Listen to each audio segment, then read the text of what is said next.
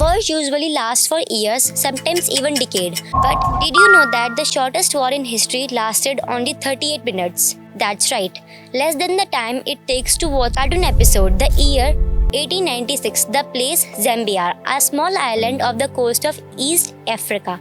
At that time, Zambia was under the influence of British Empire, who wanted a ruler that approved of. But when the Sultan of Zambia suddenly died, his nephew Sultan Khalif took over the palace without asking the British first. The British was not happy. They gave him an ultimatum: step down by 9 a.m. tomorrow or we will go to war. Khalid refused. He gathered his army of about 2,800 men, set up cannons near the palace and bred for battles. And then came August 27, 1896 at 9:20 a.m. British warships were waiting in the harbour, and when the deadline passed, they opened fire.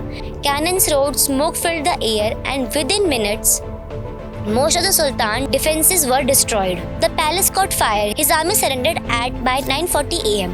The war was over, duration just 38 minutes.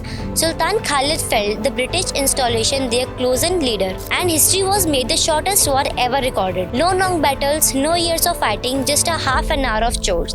And it was done. Fun fact, the British forces only had 100 soldiers. Meanwhile, over 500 of Sultan's men were injured or captured. Thank you.